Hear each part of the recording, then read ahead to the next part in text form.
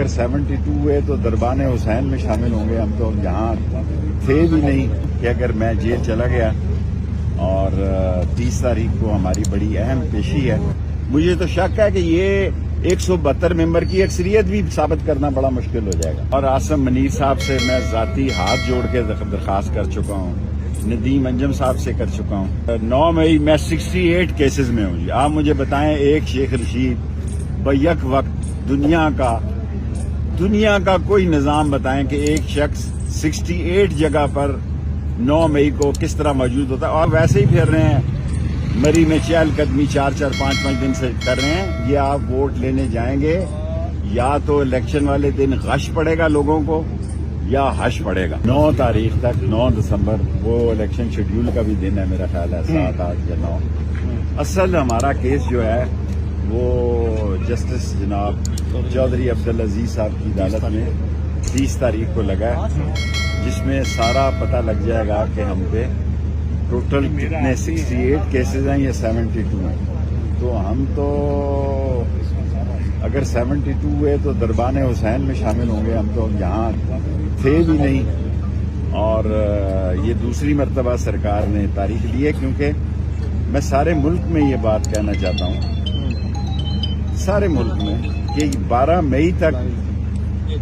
مئی تک میں پاکستان میں کسی جگہ کسی کو نظر آیا ہوں تو 12 اپریل سے لے کے 12 مئی تک. میں کرگستان گیا ہوا تھا, 8 تاریخ کو آیا ہوں.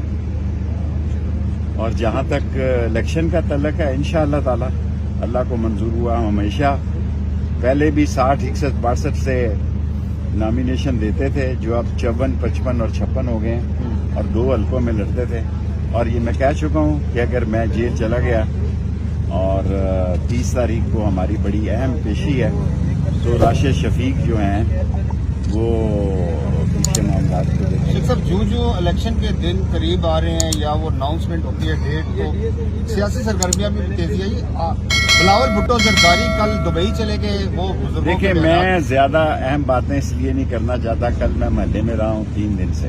جی لوگوں کا مسئلہ جو ہے بجلی کا بل ہے, آٹا ہے, گھر کا کرایہ ہے. میں جناب پاکستان کی عظیم مسلح فوج اور عدلیہ اور عوام مل کر ہی قوم کو اس مسئلے سے نجات دلا سکتے ہیں. لوگوں کی الیکشن سے زیادہ اقتصادی, معاشی اور سماجی جو ان کے مسئلے پیدا ہو چکے ہیں, مسئلے اتنے خوفناک ہیں. یہ 2 تہائی اکثریت کرتے ہیں. مجھے تو شک ہے کہ یہ 172 ممبر کی اکثریت بھی ثابت کرنا بڑا مشکل ہو جائے گا. میں آج آن ریکارڈ کہنا چاہتا ہوں کہ میں 4-5 دن سے لال حویلی میں ہوں اور بڑے ذمہ داران سے یہ درخواست کرنا چاہتا ہوں کہ معیشت کی طرف زور دیا جائے. لوگوں کے بحران گھروں کے اندر بڑے شدید ہوتے جا رہے ہیں, اور لوگوں کے پاس بچوں کی فیس کے ساتھ ساتھ بجلی کا بل, گیس اور آٹا. اصل مسئلہ یہ ہے. یہ 2 تہائی کے جو بہت بڑے لیڈر بنے ہیں, مجھے تو مشکل دکھائی دیتا کہ 172 ممبر بھی کسی کے پاس کوئی. شیخ صاحب بڑی جماعت جو وہ کہہ رہی ہے کہ ہم وفاق میں ہوں گے, پنجاب میں کوئی اور ہوگا, آپس میں بندر بانٹ ہونے کی بات چیت کر رہی ہے, اور آپ گفتگو سے لگ رہا ہے کہ الیکشن نہیں معیشت ہے. میں تو 5 دنوں میں اس نتیجے پہ پہنچا ہوں کہ لوگوں میں الیکشن سے زیادہ فکر ان کو اپنے گھر کے چلانے کی ہے. لیکن الیکشن ہونا بھی پاکستان کی ضرورت ہے, اور مجھے یقین ہے کہ انشاءاللہ پاکستان میں الیکشن ہوتے رہیں گے.